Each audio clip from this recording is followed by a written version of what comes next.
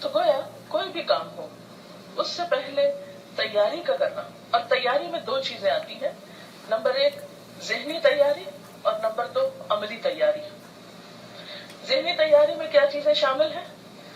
کہ آپ اپنی سوچ کو، اپنے دھیان کو، اپنے احساسات کو، اپنے جذبات کو اس طرف موڑنا شروع کریں،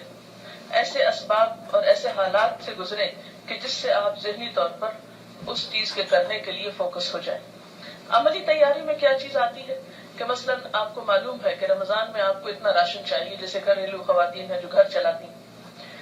اتنا راشن چاہیے، یہ چیزیں خریدنا ہے، یا عید پہ کپڑے بنانا ہے، یا اور جو بھی آپ سمجھتے ہیں کہ آپ کو اتنے لوگوں کو روزہ افطار کرانا ہے، یا زکوٰۃ دینا ہے، یا صدقہ خیرات کرنا ہے، یا درس قرآن دینا ہے، یا جو بھی کام آپ رمضان میں کرنے والے ہیں، اگر بیٹھ کر رمضان سے پہلے ان کے بارے میں مذاکرہ کر لیں، ڈسکشنز کر لیں، گفتگو کر لیں،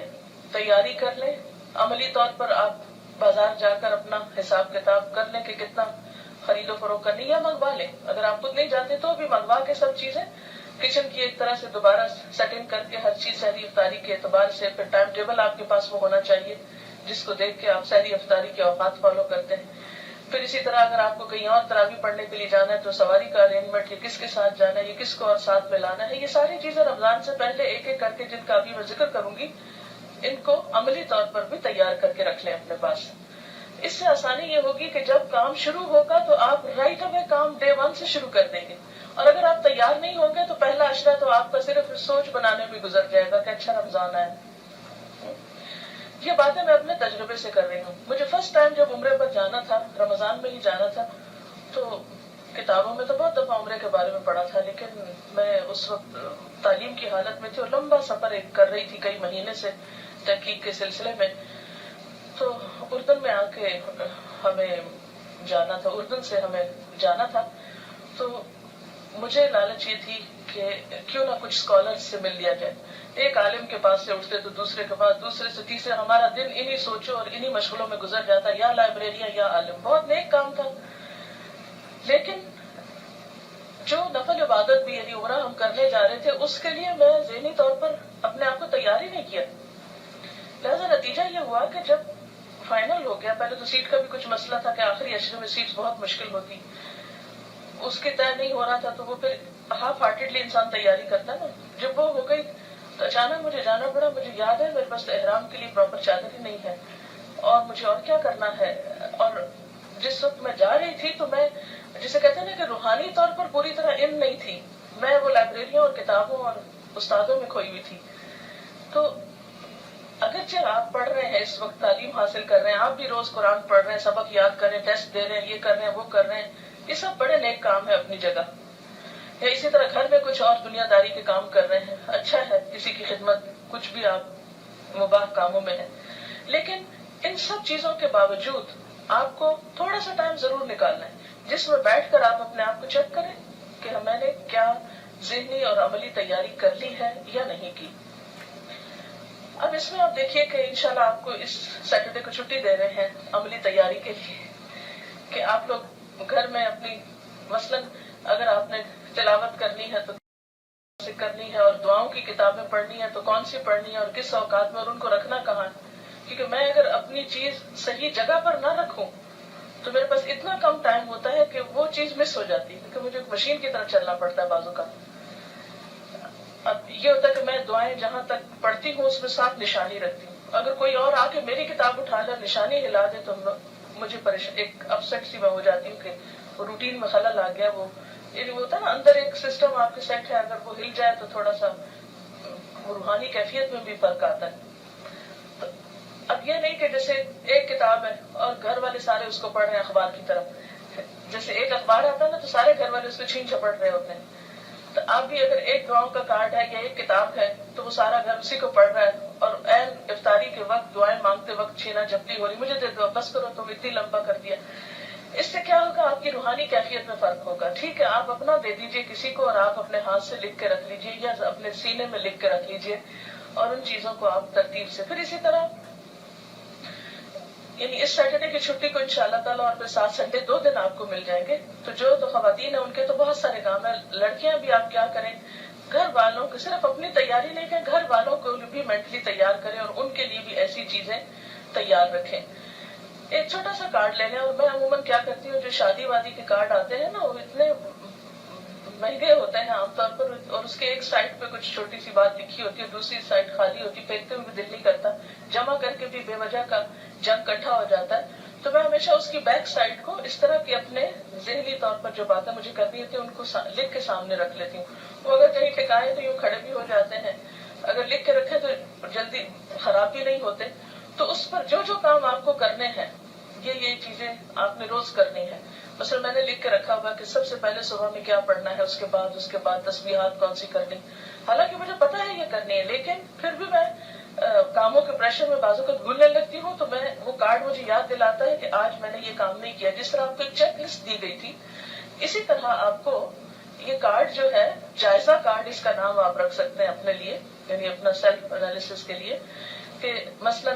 اگر آپ نے اپنے اوپر کچھ نفل باندھے ہوئے ہیں یا کچھ ذکر خاص کرنا ہے آپ کو, خاص سے مراد مسنون ہی ہے, وظیفہ مراد نہیں ہے کہ 1000 دفعہ کچھ, لاکھ دفعہ کچھ پڑھنا ہے, تو ان سب کے یعنی ترتیب بار اپنے چیزیں لکھ کر رکھ لیں. پھر یہ ہے کہ جائے نمازیں وغیرہ دھو کے صاف ستھری کر لیں. کیونکہ افسوس کے ساتھ کہنا پڑتا ہے کہ بعض گھرانوں میں اس کا اہتمام نہیں ہوتا, اور بہت فریکوینٹلی یہ چیز دیکھنے میں آتی ہے کہ لوگ سارا گھر صاف رکھتے ہیں اور ایک جائے نماز گندی رہ جاتی. شاید وہ مائنڈ کرتے ہیں اس کو دھونا یا گناہ سمجھتے ہیں. تو عبادت میں لطف کے لیے کیا ہے, تھوڑا سا گھر کی صفائی کو بھی دیکھ لیں, اور کچن کی صفائی, گھر کی صفائی, اپنے بیڈ کی, کمرے کی, جہاں آپ کو عبادت کرنی ہے, جہاں پڑھنا ہے, کتابوں کی شیلف کی, الماری کی, یعنی ہر ایک چیز جو ہے بالکل ترتیب سے کر لیں. اور اتنی ترتیب سے کر لیں, بلکہ میں تو بعض اوقات یہ کیا کرتی تھی کہ جو بیڈ بستر وغیرہ سال بھر اٹھتے رکھے جاتے ہیں, وہ میں رمضان سے پہلے چادریں ہر چیز اس طرح ایسی جگہ پہ رکھ لیتی تھی کہ بس صرف 1 منٹ اس میں لگے اور ہر چیز جلدی جلدی تبدیل ہو جائے. اور لانڈری بھی رمضان کے لیے بچا کے نہیں رکھیں, سب کچھ واش کر لیں, کلین کر لیں. اور اس طرح آپ جب رمضان, جیسے لوگ عید کی تیاری کرتے ہیں, تو عید سے بڑھ کر آپ رمضان کے لیے عملی طور پر تیار ہو جائیں, اور ساتھ ساتھ کارڈ پر ذہنی طور پر عبادات کی تفصیل لکھ کر وہ تیاری کر لیں. اس کے بعد کوئی نہ کوئی ایسا لیکچر, آپ تو خیر کتاب الصوم پڑھ رہے ہیں, یا سنیے یا سنائیے, 2 میں سے ایک کام کر لیجیے, اس سے بھی تیاری ہو جائے گی. مثلا جو باتیں پچھلے بیچ کی میٹنگ میں ان لوگوں کو بتائی گئی تھی, اور جو کراچی کا پہلا یہاں دورہ قرآن ہوا تھا, اس سے پہلے ایک دن پورا ہم نے 2 گھنٹے یا 2.5 گھنٹے استقبال رمضان پہ بات کی تھی. اس کیسٹ میں رمضان مبارک اس کا نام ہے, اس میں بہت سی باتیں رمضان کی تیاری سے متعلق ہیں. گھر والوں کو سنا سکتے ہیں, کچھ پوائنٹس لکھ کر آپ درس دے سکتے ہیں. اس طرح کیا ہوگا کہ اس کا بار بار تذکرہ کرنے سے کہ رمضان آ رہا ہے اور رمضان میں افطاری کا اتنا ثواب ہے, اس کام کا اتنا اجر ہے, یہ کام ایسے کرنا ہے, تو اب کیا ہوگا کہ آپ ایک طرح سے مینٹلی تیار ہو جائیں گے کہ آپ کو یہ اور یہ کام کرنے ہیں. ایک ہم چھوٹا سا وہ بروشر سا بنا رہے ہیں انشاءاللہ تعالیٰ, اس میں بھی چھوٹی سی چیک لسٹ آخر پہ دی ہوئی ہے تاکہ اپنے آپ کو دیکھ سکے, لیکن وہ ہم عام لوگوں کے لیے دے رہے ہیں. آپ اسٹوڈنٹس کے لیے تھوڑا سا اس سے آگے وہ ہونا چاہیے. اسی طرح یہ کچھ مثلا دعائیں ہیں, جسے چاند دیکھ کر کیا دعا پڑھنی چاہیے, یا آپ کو پہلے سے یاد ہونی چاہیے, یا کہاں پر ہے, یا گھر والوں کو یاد کرا دیں, اگر خود یاد ہے تو دوسروں پہ صدقہ کریں.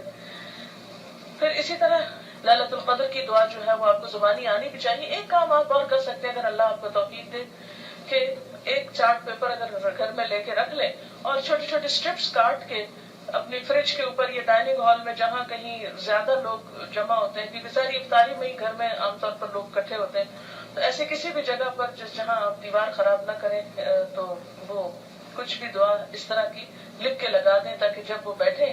گھر والے, مثلا افطار کی دعائیں جو ہیں مسنون دعائیں ہیں, ذهب الظمأ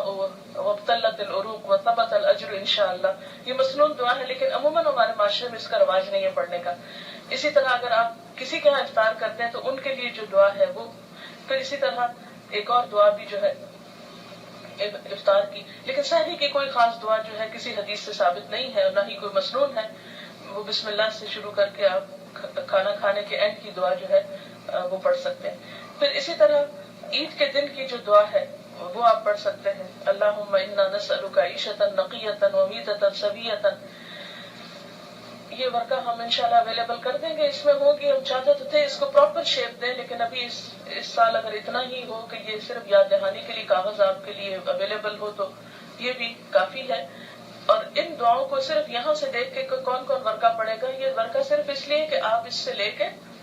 کسی اور چیز پر کارڈ پہ یا کہیں لکھ کے گھر میں نمایاں جگہ پہ لگا دیں اور دوسروں کو بھی متوجہ کریں، اور دوسروں کے سر پہ سوار ہونے کی ضرورت نہیں، اور نہ ان پہ